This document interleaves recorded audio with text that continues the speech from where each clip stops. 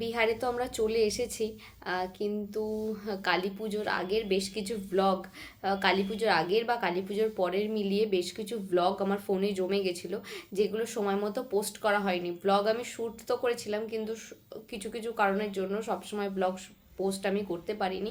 সেগুলোই এখন একে একে পোস্ট করছি, তো আজকের ব্লগটাও তাদের মধ্যে একটা। 3, 2, 1!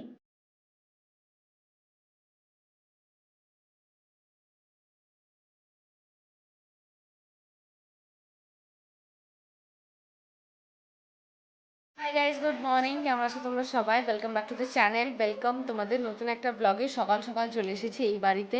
মেন বিষয়টা কী হয়েছে, কালকে যে পিসি বাড়ি গেছিলাম না, আসার সময় আমার ফোনটা আমি না, পিসি বাড়ি থেকে তো এই বাড়িতে এসেছিলাম একবার দাদাকে দিতে, তোমাদের তো কালকে বললাম। আর ফোনটা আমি এই বাড়িতে যখন এসেছিলাম, বাপি একবার ওপরে ডাকলো, তখন আমি ফোনটা এখানে ফেলে চলে গেছি। তারপর ভাবলাম আর তো কয়েকদিনই আছি, যাই হোক বাড়ি থেকে একটু ঘুরে আসি। আমি বেলা তো করতেই থাকি।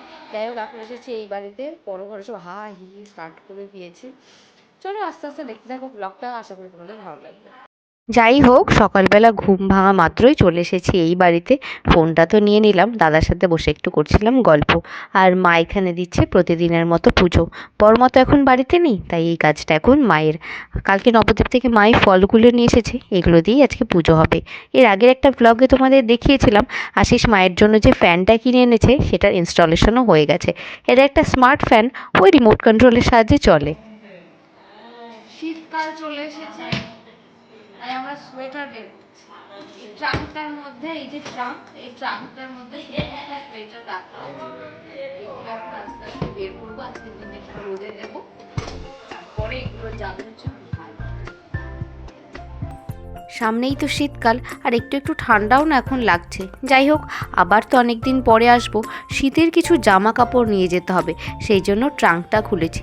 শুনেছি বিহারে যেরকম গরম পড়ে, তার সাথে পাল্লা দিয়ে নাকি শীতটাও সেইভাবেই পড়ে। তবে কি কি নিয়ে যাব না কিছুতেই বুঝতে পারছি না। বেশি করেই জামা কাপড় নিয়ে নিলাম একেবারে। শীতের জামা কাপড়গুলো একেবারে গুছিয়ে নিয়েছি, ওই বাড়িতে গিয়ে একবারে রোদে দিয়ে দেব। এখানে আশিসকে ব্রেকফাস্টে কবি মেখে দিয়েছে একটুখানি মুড়ি, ও বলল মুড়ি খাবে। আর সৃজা আমাদের জন্য বানাচ্ছে একটুখানি ফ্রেঞ্চ ফ্রাই। বানাচ্ছে না মানে ভাজে, সেদিনকে যে ফ্রোজেন ফ্রেঞ্চ ফ্রাইয়ের প্যাকেটটাই কিনে নিয়ে এসেছিলাম, সেইটাই আজকে ভাজা হচ্ছে। চলো একটুখানি টেস্ট করে দেখি। দোকানে তো আমরা ফ্রেঞ্চ ফ্রাই প্রায়শই খেয়ে থাকি, কিন্তু বাড়িতে এইভাবে ফ্রোজেন আমি ফার্স্ট টাইম খাচ্ছি। আশিস তো বলছে মোটামুটি ভালো লাগছে, চলো আমি একবার ট্রাই করে দেখি।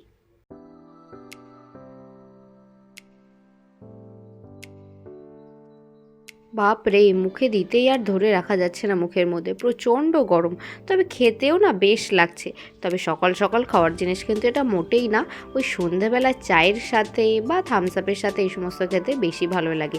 যাই হোক, ওই বাড়ির কাজ মিটিয়ে চলে এসেছি শ্বশুর বাড়িতে। এটা হচ্ছে আশিসের ওপরের ঘরের, মানে ওপরের ঘর আর কি। বিয়ের আগে আশিস এই ঘরেই থাকতো। এখানে একটা টিভি ছিল, একটা স্মার্ট টিভি সোনির, যেটা আমরা ভেবেছি এইবার যাওয়ার সময় নিয়ে যাব।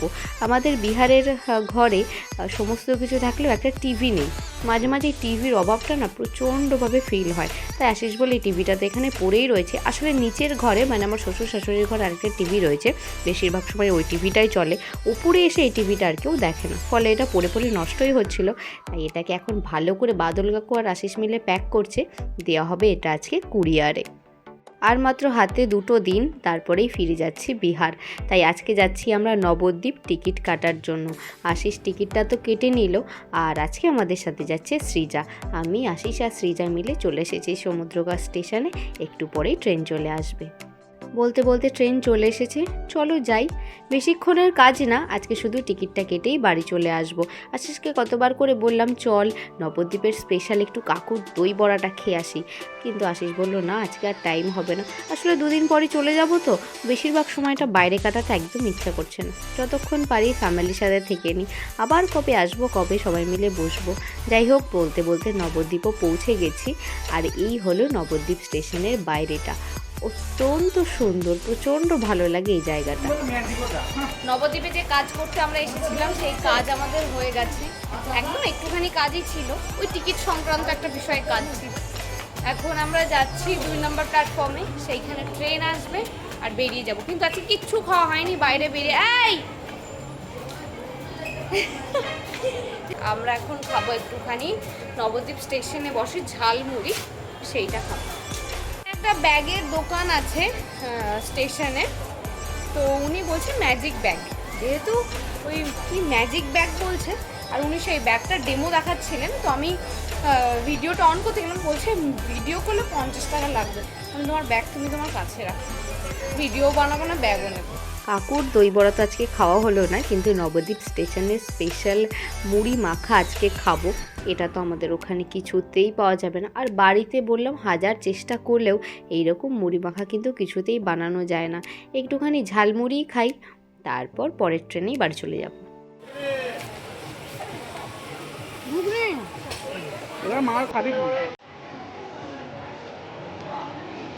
কেমন? নবদ্বীপ থেকে চলে এসেছি সোজা এই বাড়িতে, আর সৃজা আশিসের জন্য আজকে বানিয়েছিল একটুখানি গুড়ের পায়েস, যেটা আশিস এখনও ট্রাই করার সময়ই পায়নি।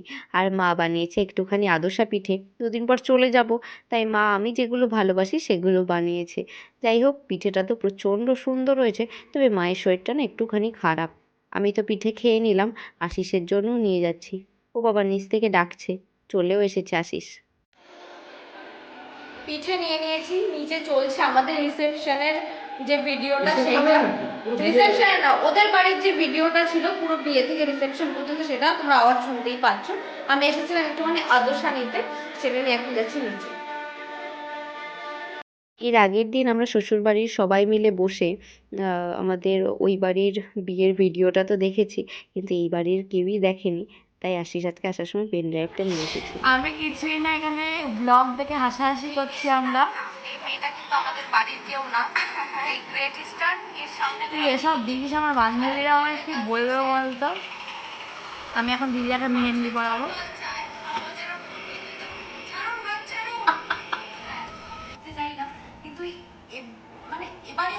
কি করছিস এই টাকা? এই মুখ তোল, কি হচ্ছে আমার হাতে?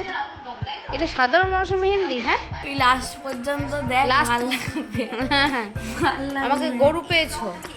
আমার শ্বশুরবাড়িতে রাত্রেবেলা চলেই এসেছিলাম, কিন্তু হঠাৎ করে সৃজা ফোন করলো কি মায়ের শরীরটা প্রচণ্ডই খারাপ। আসলে মায়ের হঠাৎ করেই না জ্বর এসেছে, সেই জন্য ডিনারটা করেই আবার ফের যাচ্ছি আমাদের বাড়িতে। চারপাশে রাস্তাঘাট দেখো একদম শুনশান, ঘড়িতে এখন প্রায় 11টা মতো বাজে। ভাবলাম আজকের রাতটা মায়ের কাছেই থাকি। মায়ের শরীর খারাপ, মা আসলে আমাকে বলতেও পারছে না যে তুই একটু থেকে যা। দেখো শরীর খারাপ, তাও উঠে এসেছে রান্নাঘরে। দুপুরবেলা আজকে সৃজা আমার জন্য পনির বানিয়েছিল, পালক পনির, যেটা আমি খাইনি, কারণ দুপুরবেলা পর্যন্ত তো ছিলাম না, তার আগেই চলে গেছিলাম। সেটা একটুখানি টেস্ট করছি, এরপর মার কাছে গিয়ে একটুখানি বসবো, দেখি মায়ের কী কী ওষুধ আছে সেগুলো দিয়ে দেবো। আর আজকের রাতটা তো এখানেই থাকছি। ব্লগটাও তাহলে আজকে এখানেই এন্ড করছি। সবাই সুস্থ থেকো, ভালো থেকো, দেখা হচ্ছে নেক্সট ব্লগে।